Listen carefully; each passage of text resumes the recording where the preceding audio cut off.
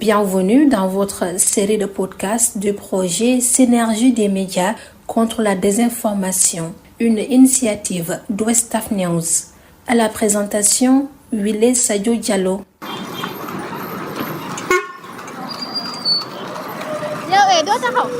Nous sommes à Petit Mbao, une commune d'arrondissement du département de Pikine, située dans la banlieue de Dakar. Il y a 2 ans, une passerelle était implantée juste là où je me trouve en ce moment.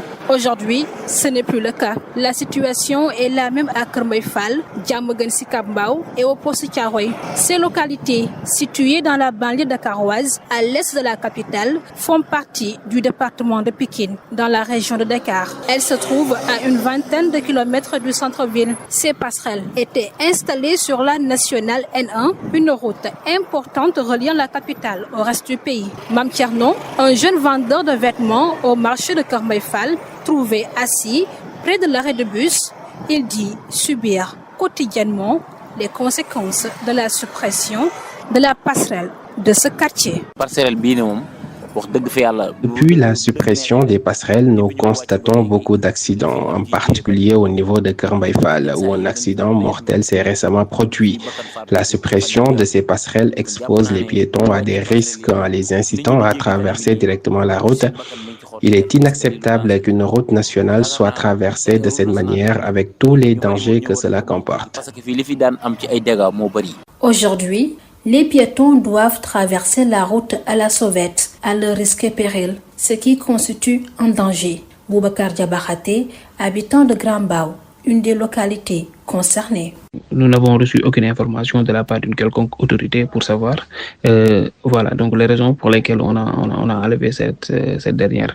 Mais notons quand même que cela constitue un véritable problème pour les populations de Grand Mbao et de Kër Mbaye Fall qui traversent cette route pratiquement tous les jours.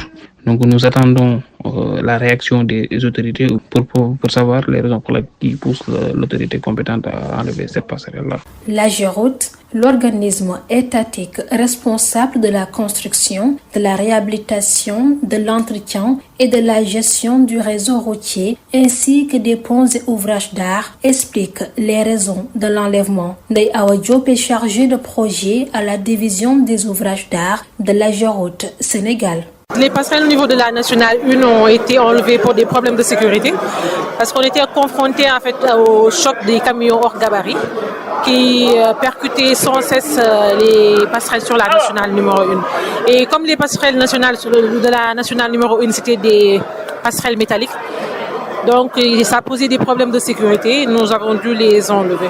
Contacté pour avoir des chiffres précis sur le nombre d'accidents de la route depuis la suppression des passerelles, la police nationale et l'Agence nationale de sécurité routière, ANASER, n'ont pas répondu. Concernant la responsabilité des municipalités, la mairie de Mbao précise que la gestion des passerelles relève de la compétence de l'État, notamment de l'AGEROUTE. De son côté, la mairie de Diamaguène Sicap Mbao fait savoir qu'elle a entrepris des démarches pour trouver une solution, comme l'explique Bachir Diop, directeur de cabinet de la mairie.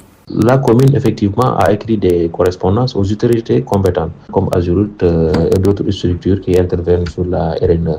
Les mesures prises par la municipalité pour faciliter la traversée et prévenir les accidents, c'est la sensibilisation. L'Agence autonome des travaux et de gestion des routes, AGEROUTE, annonce le lancement prochain d'un marché pour la remise en état des passerelles. L'information est donnée par Ndeye Awa Diop, chargé de projet à la division des ouvrages d'art de l'AGEROUTE Sénégal. Donc en fait, un autre marché parallèle sera lancé pour remettre les passerelles, mais cette fois-ci on partira sur des passerelles beaucoup plus robustes pour parer au choc de camions hors gabarit. Parce que là-bas en fait on est confronté à beaucoup de chocs parce qu'il y a beaucoup de camions en fait qui sortent du port de Dakar avec des chargements qui sont hors gabarit et qui percutent tout le temps nos ouvrages.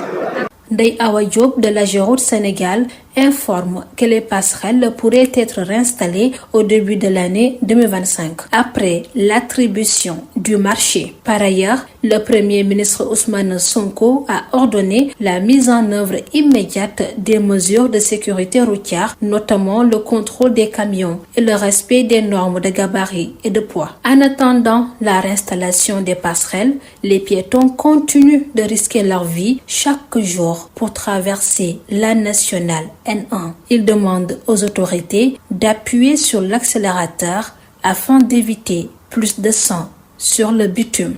Je rappelle que ce podcast vous est proposé par Westaf News dans le cadre du projet Synergie des médias contre la désinformation. C'était Wile Sadio Diallo à la présentation et à très bientôt pour un autre podcast.